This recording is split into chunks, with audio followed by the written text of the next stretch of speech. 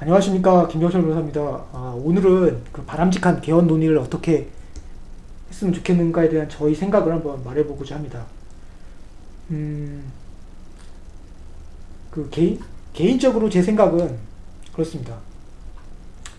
어, 모든 제도에는 장단점이 있다라고 생각합니다.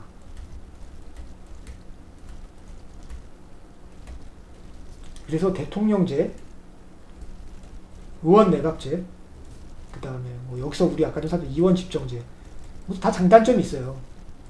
그렇지만 이게 각 나라별로 어디가 더 맞는지는 생각을 해봐야 되는 거죠. 그렇죠? 근데 이 기준이 뭐냐라고 했을 때 저는 비용이라고 생각합니다. 비용. 다시 말해서 이렇게 소위 말하는 민주주의라고 불리는, 네? 이런 권력 구조론에서 어떠한 권력 구조론이 민주주의를 실행하는 데 있어서 이거 다 비용이거든요. 비용이 가장 적게 드는 제도냐, 무엇이 가장 비용이 적게 드는 제도냐에 대해서 생각을 해봐야 된다는 게 저희 기본 컨셉입니다.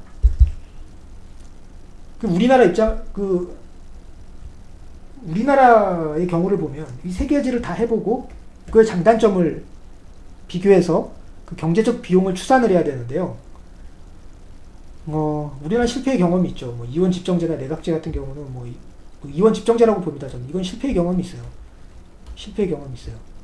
근데 사람들은 이것 때문에 실패한 줄 알죠. 내각제가 실패한 줄 아는데 실제로 보면은 이것 때문에 실패한 건데, 어쨌든 요거 때문에 그 비용이 매우 큰 제도로 인식을 하고 있어요. 국민들 인식에는. 그런데 최근에 박근혜 대통령 탄핵 때문에 대통령제의 비용이 급증하고 있습니다. 그렇기 때문에 과연 이 대통령제를 과연 그대로 유지해야 될 것인가라는 의문이 많이 제기됩니다. 이 부분에 대해서 우리가 한번 생각을 해보고자 해요. 다시 한번 보겠습니다. 그래서 헌법재판소 결정문을 한번 읽어보면은 이건 탄핵이 아니라 내각 불신입니다. 그리고 헌법재판 그 변론 과정을 보면은 그 소추위원 측은 사실상 이거 주장한 거예요. 그 대표적인 이유가 한번 보면은 대통령제가 있잖아요. 대통령제는 특징이 권력 분립을 한다 그랬죠. 그래서 임기제가 있습니다. 그래서 그 문제점은 레임덕으로 나타납니다. 임기 말에. 그리고 탄핵이 있죠. 탄핵은 이거 민주주의 제도가 아니에요. 국민들이 원하고 할 수 있는 게 아니라 이건 법치주의예요. 법치주의. 법률 위반이 있으면은 하는 거지. 정치적으로 인기가 없다라고 할 수 있는 거 아닙니다. 이거는. 다음에 의원 내각제가 있어요. 의원 내각제는 권력 융합을 특징으로 하잖아요. 이건 임기가 없어요. 그러니까 없죠. 대신에 문제점은 뭘로 드러나죠? 잦은 정권 교체로 드러납니다. 잦은 선거로. 그러니까 탄핵 대신에 뭐예요? 이거는 내각 불신임 제도가 있죠. 이거는 정치입니다. 이거 민주주의라고 할게요. 이렇게 대별이 됩니다. 근데 민주주의이기 때문에 이건 자주 일어날 수 있지만은 이건 자주 일어나지 않아요. 기본적으로 컨셉이. 그런데 이번 판결문서는 이거에 됐어요. 형식은 탄핵인데 이거 내각 불신이에요. 실질은. 그 이유가 뭐냐면, 이 법치주의 위반이라고 하면은 형사법적인 위반이 있어야 되잖아요. 법률 위반, 중대한 법률 위반이 있어야 되는데, 그 법률 위반은 누가 판단을 해야 돼요? 대법원이 판단해야 되잖아요. 기본적으로. 그렇죠? 근데 지금 박근혜 대통령 재판 어땠죠? 6개월 동안 구속해놓고 이걸로도 판단 못한다고 6개월 또 연장했죠? 그러면 탄핵은 기다렸어야죠. 탄핵 소추했더라도 재판은 기다렸어야죠. 그런데 어떻게 됐죠? 촛불이 드니까 우리 헌재는 어떻게 됐어요? 두려웠죠? 민주주의를 없앤다 이런 걸로. 민주주의를 없앤다고. 법치주의를 없앤다고 해서 두려워한 게 아니에요. 헌재는 촛불을 들어서 민주주의를 망치는 주범이 된다고 촛불들이 헌재를 비판하니까 헌재는 두려워서 어떻게 됐죠? 3개월 만에 재판해버립니다.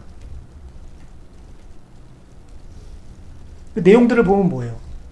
뭐 사실 거기에 나와 있는 뇌물 100%뭐 뇌물죄도 사실 증거 없다는 쪽으로 많이 기울어져 있죠 지금. 뇌물, 그 다음에 뭐 기타 뭐 세월호니 뭐 말도 안 되는 주장도 쫙쫙쫙 나오는데 이걸로 과연 대통령제의 특징상 탄핵이 가능한 사유입니까? 그게? 권력 분립과 임기제도를 핵심으로 두면서 이게 탄핵이 가능한 겁니까? 만약에 이게 탄핵 가능하다 그러면 모든 대통령제는 다 탄핵될게요. 근데 헌재 판결문을 보면 요거는 가능하죠. 요런 종류면은 뇌물 있고 이거 하면은 야, 저 내각 못 믿겠다. 우리 바꾸자. 가능하죠. 다시 말해서 이번 건은 뭐냐면 이 헌재 재판관들이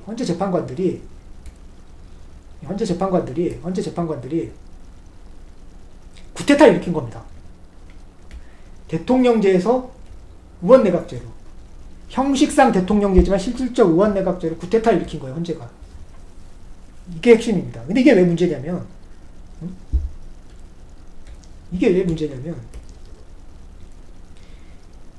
우리나라 대통령제를 택하고 있어요. 그렇기 때문에 의원 내각제에서 얻을 수 있는 장점을 못 얻고 대통령제에서 얻을 수 있는 임기제로서의 장점을 얻고 있거든요. 그런데 그거를 정면으로 부정해버렸어요. 헌재가. 그래서 우리나라의 지금 헌법 대통령제는 어떻게 되어 있냐면 대통령제 안에 고유의 장점도 있지만 그거의 장점 중에 하나였던 임기제가 사실상 와해돼버린 거예요. 대표적인 사례가 뭐냐면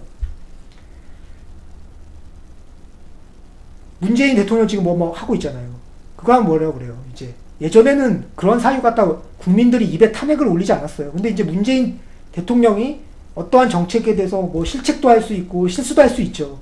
근데 그럴 때 어떻게 돼요? 저거 탄핵 사유다라고 합니다.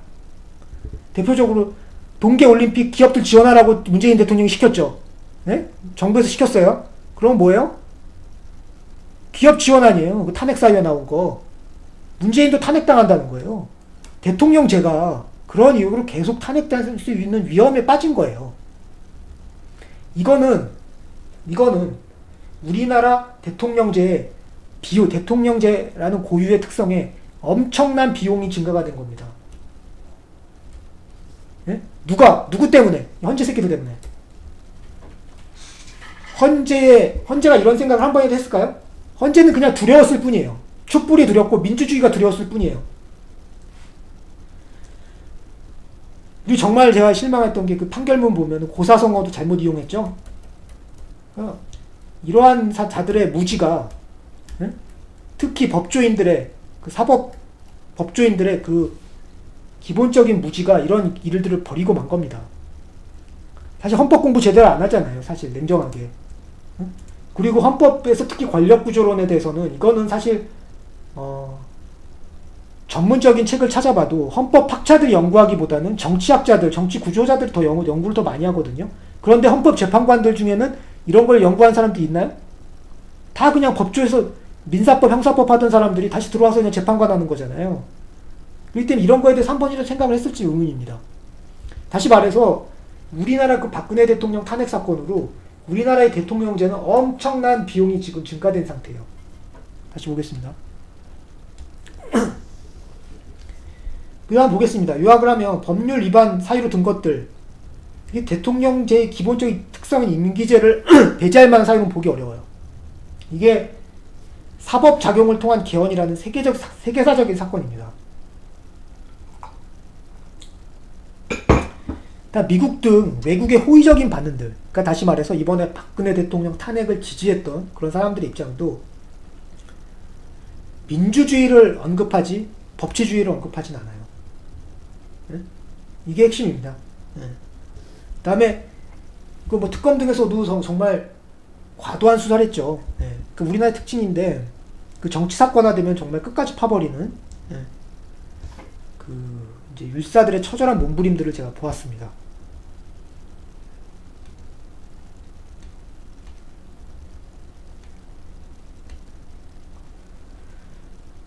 그 다음에 이제 그 요약을 하면 이렇습니다. 헌법은 대통령제입니다. 그리고 임기제를 가지고 있죠. 그 다음에 탄핵이라는 제도로 갖고 있는데 지금 헌법 현실은 어떻습니까? 대통령을 수반으로 하는 의원 사법 내각제입니다. 그 다음에 불신임 제도죠. 의회 해산 제도가 있어요. 누구한테 대한? 헌재가. 사법적으로 그것도 매우 우스운 얘기죠. 만약에 이런 내각 불신, 사실상 이런 제도라면은 의회에서 하는 게 맞죠. 네? 그러니까 이게 문재인 대통령이 뭐 실정할 때마다 맨날 탄핵시켜야 된다, 탄핵시켜야 된다. 우파에서 맨날 탄핵시켜야 된다, 탄핵시켜야 된다. 네? 이제 우리 대통령 제도는 이 탄핵에 대해서 이렇게 아주 취약한 제도가 되고 말았어요. 그리고 탄핵이 임피치먼트잖아요. 이거는 극히 예외적인 경우에서만 나오는 겁니다. 대통령 제도에서. 근데 만만히 임피치먼트가 이제 그 일상인 권력 구조론이 돼버렸습니다. 아주 큰 문제입니다. 그래서 대통령 제도가 엄청난 비용 증가가 발생한 겁니다. 그래서 제가 이제 핵심이 있는데 세 가지 제도가 모두 이제 법, 제도 경제학적 분석이 필요합니다. 그 제도 자체는 모두 장단점이 존재해요. 모두 장단점이 존재해요. 근데 우리에게 맞는 제도는 뭐냐면 가장 운영 비용이 적은 제도입니다. 그렇죠. 네. 이건 비용이에요. 제도 자체는, 민주주의 제도 자체는. 이게. 그래서 제가 생각할 때 박근혜 대통령 탄핵 이전에는 대통령제가 가장 저비용 정치제도였다라고 생각을 합니다. 그 왜 그러냐면 우선 대통령 직선제 때문에 그렇습니다. 대통령 직선제. 왜냐면 우리가 이제 이승만 대통령이 처음 우리나라에 정부를 세우고 대통령제를 만들잖아요. 그러면서 대통령 직선제를 처음으로 도입했습니다. 그래서 우리나라 국민들은 대통령을 직접 뽑는 게 민주주의 핵심이라고 생각을 하고 있어요. 박정희 대통령도 그랬고, 박정희가 유신을 통해서 집권하면서도 문제한 게 대통령을 직선하지 못한다는 거잖아요. 전두환은 특히 간선으로 뽑힌 대통령으로서 더 이제 정당성이 취약했죠.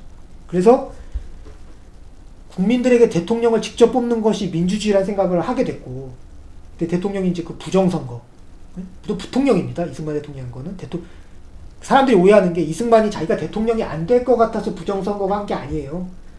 이승만은 대통령이 되는 게 분명한데 이 당시 선거에서는 부통령도 직접 뽑아야 했기에 그 부통령이 이승만과 다른 정파 소속 사람이 되니까 그거를 하려고 조작을 했었던 거예요. 그 다음에 간접선거, 이런 것 때문에 국민들이 대통령 직선제가 매우 중요하다라고 생각을 하고 있어요. 근데 이게 선거 비용이 엄청나잖아요. 대통령은. 맞죠? 이런 역사적 경험이 있기 때문에 국민들은 대통령제가 가장 운영 비용이 적은 제도라고 생각을 합니다. 다시 말해서 대통령제를 택하면 어떨까요? 선거 비용이 대통령제 하나, 대통령 선거 하나, 그 다음에 의회 선거 하나, 그 다음에 뭐 지자체 선거 하나, 이렇게 3개로 되어 있죠. 그리고 요거는 언제? 4년에 한 번씩. 요거는 5년. 이렇게 되어 있죠. 이렇게 임기제를 통해서 요거를 이렇게 보장해주는 특성이 있습니다. 그러나 의원 내각제가 되면 어떻죠? 이건 대통령 없잖아요. 그럼 의원석 국회의회 선거를 엄청나게 자주 하는 거죠. 지자체 선거랑. 과연 비용이 어떻게 될까요?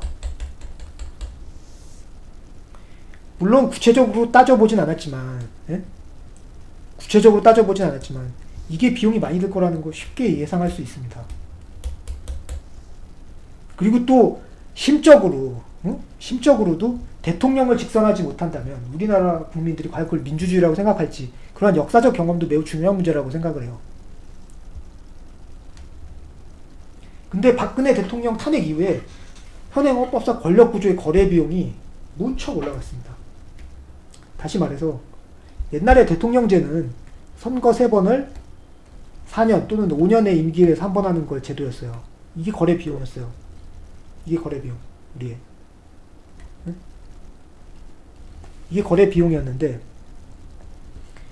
이제 대통령 탄핵 이후에는 뭐냐면 4, 5년이 아니죠. 더 짧은 기간에 레임덕만 오면 반대 정파에서 탄핵으로 지금 들쑤실 수가 있는 거예요. 그 비용이 어떻게 됐어요? 대통령제다. 임기제로서의 장점이 확 떨어졌죠. 이 경제 비용, 그러니까 거래 비용이 엄청나게 증가했다는 걸 알 수 있습니다. 그러면은 대안적 권력 구조의 거래 비용은 어떨까요? 이거에 비해서. 이게 고민인 겁니다. 이제 헌재가 어떤 사고를 친 거냐면요. 대통령 제도가 갖고 있는, 예? 물론 완벽하지 않아요. 장점 단점이 있기 때문에, 예? 그런데 그 단점에만 집중을 해가지고, 예? 대통령제가 가지고 있었던 그 고유의 장점을 모두 다 무력화시켜버렸어요. 모두 다 무력화시켜버렸어요. 그러면서 대통령제가 엄청난 거래 비용을 갖고 있는 제도로 만들어버린 겁니다. 헌법재판소의 재판관들은 대한민국 헌법사에서 죄인이라고 생각합니다. 저는. 매우 큰 죄인이에요. 대통령 제도의 거래 비용을 이렇게 증가시켰던 사람은 역사상 없었습니다. 왜? 두려웠었겠죠. 많이 두려웠을 겁니다. 그 다음에 보면은 의원 내각제라면은 뭐 그런 비용 상정을 해봐야겠죠. 해인 불신임이 얼마나 자주 일어나냐에 따라서 이원 집정부제도 뭐 동거정부의 가능성을 예측해야 되고 비용을 산정해야 될 겁니다.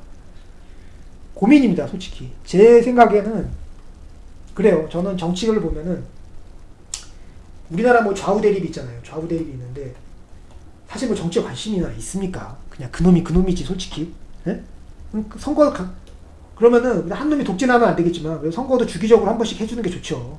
예? 그런데 이제 툭하면 탄핵이다 뭐다 이러면서 계속 바뀌는 시스템으로 해서 선거 비용만 그거 다 누구 돈이에요? 국민 세금입니다. 선거 그 지랄하게 생겼어요 지금. 다시 말해서 이런 선거를 통한 누가 이익이 들어요? 정치하는 애들만 이익 보지. 선거 많이 하면 사람들 이익 볼까? 뭐 모르겠지만 어쨌든 이러한 거래 비용 세금을 엄청 많이 쓸 수밖에 없어요. 이런 거래 비용이 과연 국민들이 이렇게 이익일까 모르겠습니다.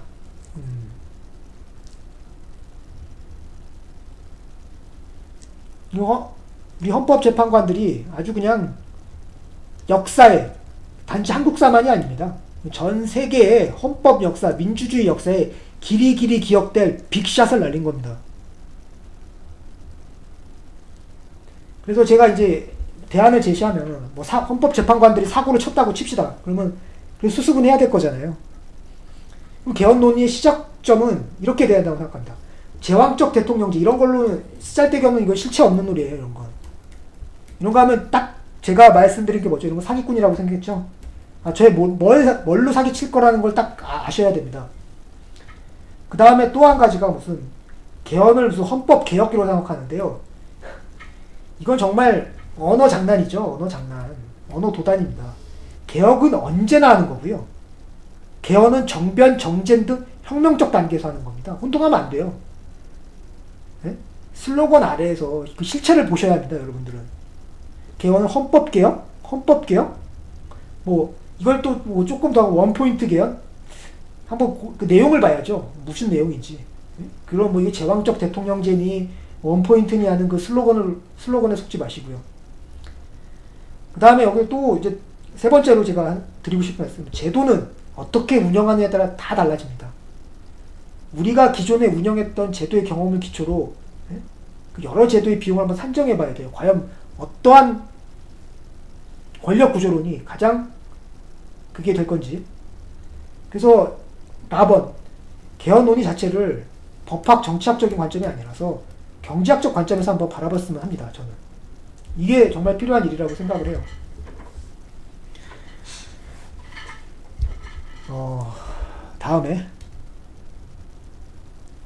다음에 이제 자유주의자들 같은 경우에 특히 이제 이제 매우 위험한 상황입니다. 사실. 그러니까 자유주의자는 뭐냐? 우선 대한민국 국민의 입장에서 여러 가지 통치 구조에 따른 법, 제도, 경제학적 분석을 먼저 해야 됩니다. 이거는.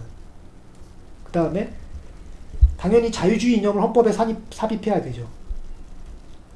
근데 민주당은 인민민주주의적인 요소들을 헌법에 넣으려고 하는데 이거는 만약에 이걸 넣는다고 하면은 이건 전쟁입니다. 이거는 대한민국 국채를 바꾸는 거기 때문에 이거는 그냥 있을 수 없는 전쟁이 일어나는 거고요. 그렇습니다. 그 다음에 만약에 그렇게 줍시다. 그래서 제가 제일 황당한 거는 자유한국당 사람들이에요. 자유한국당 사람들. 보면은 그 사람들이 내각제랑 이원 집정부제가 되는 걸 원하고 있어요. 김무성이나 이런 일파들이. 그 밑에 있는 사람들도 마찬가지로 헌법한다는 사람들, 뭐 판사 출신, 유사 출신들 원하고 있는데,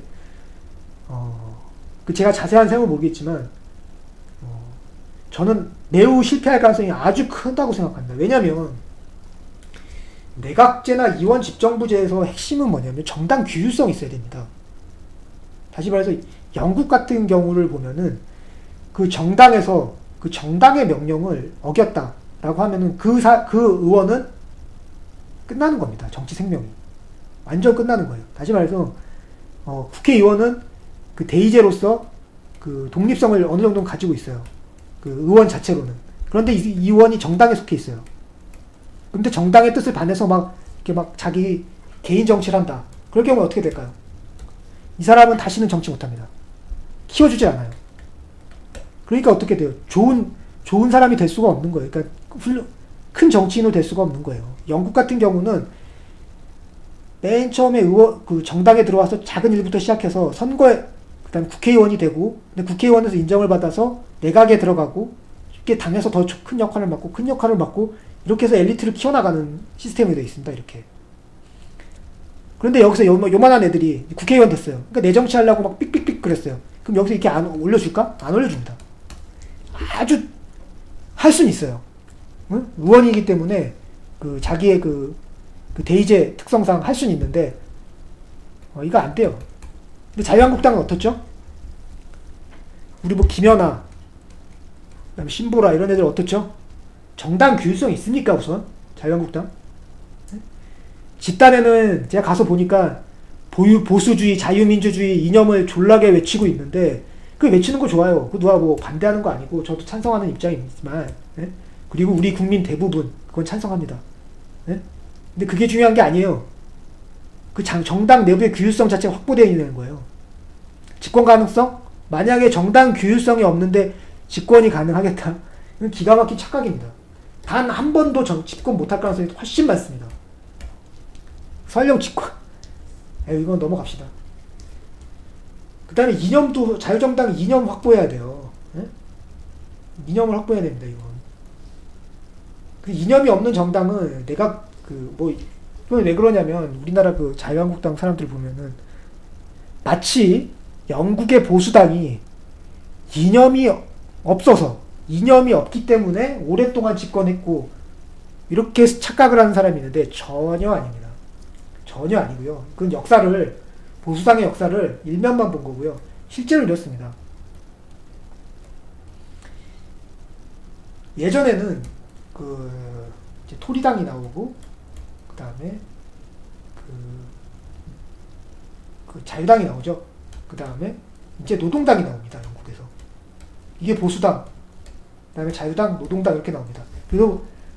그래서 이때 그러니까 보수당하고 자유당하고 이제 경쟁을 하다가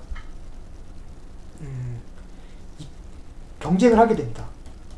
보수당하고 자유당하고. 그러다가 이제 노동당이라는 게 나와요. 노동당이라는 게. 이게 노동당의 등장이 이제 시작입니다. 노동당의 등장이 나오니까 기존에 있던 이 자유당이 쭉 자유당이 이제 양쪽에 막 흡수가 되는 거예요. 이쪽에도 들어가고, 얘네들이 자유당이 주체를 못하고 토리당, 보수당에도 들어가고 막 이렇게 흡수가 되는 겁니다. 이때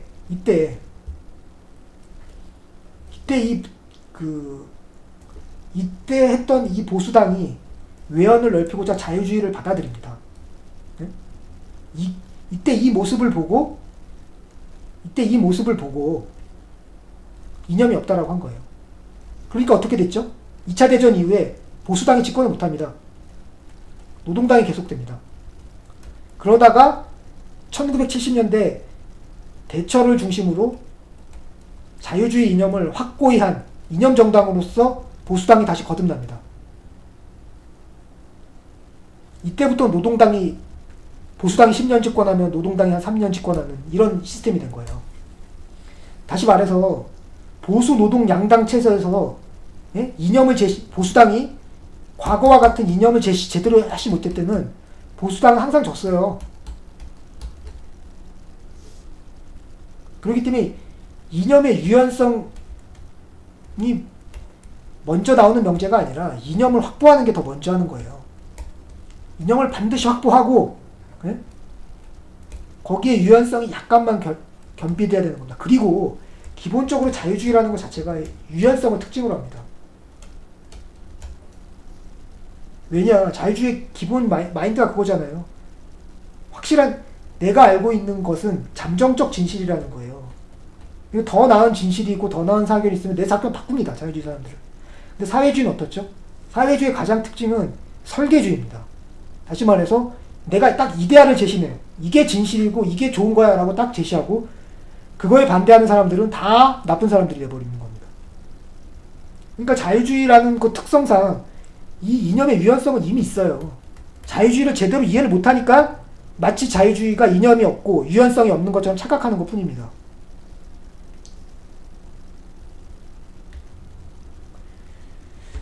네, 이 정도로 그 개헌 논의까지 한번 해봤습니다. 그래서 또 한 가지 말씀드리면은 그 개헌 논의는 제가 볼 때는 크게 세 파트로 나눠져 있는 것 같아요. 첫 번째는 기본권 강화인데요. 첫 번째는 기본권론, 그 두 번째는 권력구조론 논의가 크게 이제 이게 기존에 나왔던 메인 파트고요. 이제 세 번째가 그 이념조항인데 요 세 파트로 한번 크게 구별해 볼 수 있고요. 기본권론에서는 그 기본권론 강화하는 거는 뭐 이거는 뭐 당연하죠. 기본권론 강화하는 거 당연한데 이 강화를 벗어나서 외국인한테도 인정하는 거예요. 외국인이 의무를 다 했습니까? 권리라는 거는 의무를 했을 때 나오는 거잖아요. 근데 외국인이 의무를 다 했어요, 우리만큼? 생각해 봐야 됩니다. 낭만적, 로맨틱한 권리의식, 이거 배제해야 된다고 생각합니다. 그 다음에 두 번째, 권력구조론인데요. 이거는 여기서 핵심은 경제학적 이론이 필요한 거라고 생각해요. 비용이에요, 비용. 국민 입장에서. 뭐 좌파든 우파든 간에. 비용입니다. 근데 비용이 가장 적게 드는 제도가 무엇인지 생각해야지 그 막 슬로건, 그 정치인들의 말도 안 되는 슬로건에 속으면 안 되는 거고요. 이념 조항은 이건 뭐 각자 이념이 있으시니까 뭐 생각해야겠지만 인민민주주의. 이 인민민주주의가 뭐냐? 이게 공산주의예요. 공산주의. 소비에트식 민주주의가 이거예요.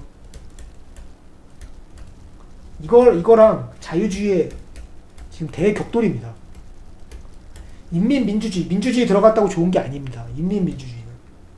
이들이 기본적으로 깔고 있는 게 국민주권이죠. 국민주권이 마치 기본권이냐 착각하면서 주장하면서 이런 주장들을 하는데 이거에 부분에서는 단호하게 대응을 해야 될 거라고 생각합니다. 그렇지만 저는 국민들 대다수가 이쪽으로 그렇게 쉽게 넘어가진 않을 거라고 봐요. 왜냐면 우리는 성공의 역사가 있거든요.